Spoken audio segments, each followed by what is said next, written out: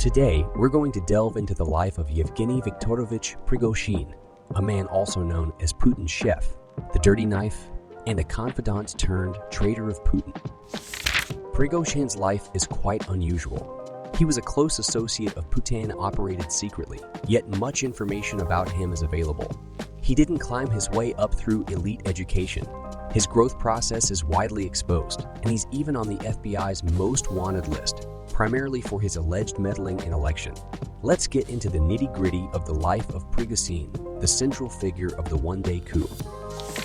Born on June 1, 1961, in Leningrad of the Soviet Union, now known as St. Petersburg, Prigozhin shares the same hometown as Putin. An interesting fact about Prigozhin is that he is of Jewish descent, which was persecuted both in Russia and the Soviet Union. We don't know about his mother, but his father was Jewish.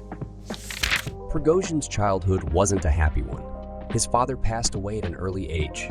His mother worked in a local hospital, and Prigozhin himself had to support his sick grandmother. He did get a stepfather who was also Jewish.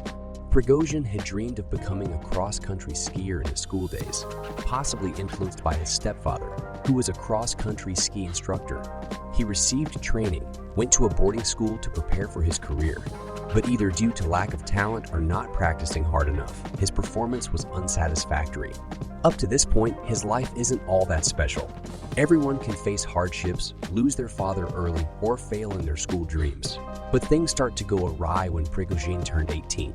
In 1979, Prigozhin was caught stealing and sentenced to probation.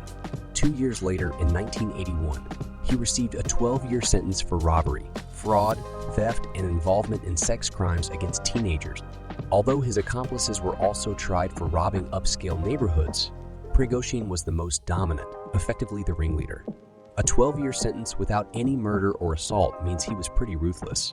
However, he was pardoned in 1988 and released in 1990 after spending a total of 9 years in prison. Upon his return to society, Prigozhin was poor, penniless, and essentially unskilled. Yet, fearing harsher punishment for recurring crimes and the harsh reality of home, he decided to try his luck at life. This led him to sell hot dogs in Apraxin-Dvor night market located in Leningrad, now St. Petersburg. His mother, stepfather, and Prigozhin started this business, and it became a huge hit. In an interview with the New York Times, he mentioned that the money piled up faster than his mother could count. The business was so successful that it could have been franchised, and soon after, the Soviet Union collapsed. After the Soviet Union's fall, hidden entrepreneurs began to surface in Russia, and Prigozhin was one of them. Prigozhin's business, which started with hot dogs, began to skyrocket after setting up in the first grocery store chain in St. Petersburg. Essentially, Prigozhin had a hand in everything eaten within St. Petersburg. With Russia opening up, more people started to come and go from overseas, and accommodation businesses like hotels began to thrive. And of course, there's one industry that never falls short: the casinos. Prigozhin gained recognition for his marketing abilities and his knack for creating services and products that people crave. Unlike other magnates, Prigozhin had experienced hardships in life, which gave him an understanding of what the general public wanted. His marketing skills even led him to become the CEO of Spectrum CJSC, the company that established the first casino in St. Petersburg. At Spectrum CJSC, Prigozhin delved into many activities, including trade and construction investment. In an era where kickbacks and bribes were prevalent, Prigozhin amassed a significant personal fortune. Though not confirmed, many experts believe that Prigozhin might have met Putin for the first time during this period. At that time, Putin was in charge of the Gambling Supervisory Board, but at this point, there was likely no special relationship between them. Putin was not yet in a position of power, and Prigozhin was just a businessman. By 1995, Prigozhin's monopoly over various businesses started declining as new companies armed with better services and products entered the scene. Prigozhin's solution was to open a high-end restaurant, a concept not yet widely popular in Russia. The restaurant was a huge hit, and it quickly became the most famous restaurant in the area. Everyone from the Russian elite to the wealthy visited Prigozhin's restaurant, including Putin. After Putin came to power, guests of high rank such as French President Jacques Chirac and US President George Bush in 2002 dined at Prigozhin's restaurant at Putin's invitation. Even Putin's birthday in 2003 was celebrated there. This marked the beginning of a significant bond, or rather a complicated relationship, between Putin and Prigozhin.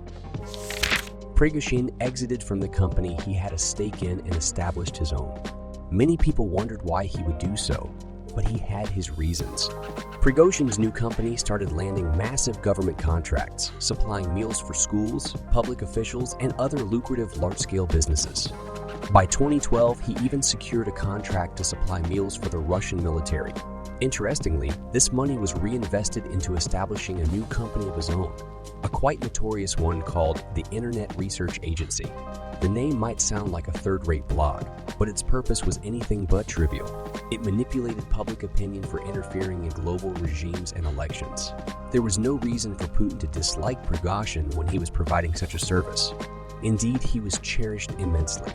Significant amounts of money continued to flow into Prigozhin, either openly or behind the scenes. Prigozhin used these funds to continue activities that Putin would appreciate, and in 2014, the Wagner Group emerged into the world. In a nutshell, the Wagner Group does what Russia, as a nation, cannot openly admit to doing. When the Wagner Group first appeared, Prigozhin distanced himself from their activities, claiming they were unrelated to him. But it was an open secret that Prigozhin was the puppet master, especially given that the previous head of the Wagner Group was Prigozhin's chief of security. The Wagner Group, under Prigozhin's guidance, orchestrated ruthless actions, most notably during the 2022 war between Ukraine and Russia. They even publicly advertised for members, and Prigozhin ceased to hide his leadership role. They went so far as to recruit prisoners for the front lines, causing numerous war crimes in the Ukraine-Russia conflict. According to intelligence agencies in the US and the UK, the Wagner Group is effectively a warlord faction, equipped with better weaponry than the Russian military. The Wagner Group was deemed the de facto Russian regular army. However, Prigozhin started to criticize Putin. He accused Gerasimov, Russia's chief of the general staff, of sitting around like a fat cat while people were dying. He also criticized each person in the ruling class for not sending their children to the military. Prigozhin became quite popular. Prigozhin had his reasons. Russia tried to wrestle control of the Wagner Group away from him, and Prigozhin himself was losing power. On June 23, 2023, Prigozhin staged a coup. He seized control of a strategic location, Rostov-on-Don in southern Russia, leading the Wagner Group under the banner of March for Justice. He also announced control over an airport and threatened to destroy anyone who obstructed their march to Moscow. Almost every global intelligence agency, including the US, said the same thing. He will fail. For the coup to succeed, the Wagner Group needed overwhelming military power or support from Putin's opposition or military officers, but Prigozhin was effectively alone. But Prigozhin kept pushing forward. Amid global attention, he negotiated a dramatic retreat. With mediation from the Belarusian president, Prigozhin decided to take refuge in Belarus. Given the Wagner Group's resources, a successful coup was impossible. It was his last gamble for power, and it didn't pay off. Prigozhin will likely live under the threat of assassination from now on. On a side note, Prigozhin has not completed military service. That concludes this episode on Yevgeny Viktorovich Prigozhin's life.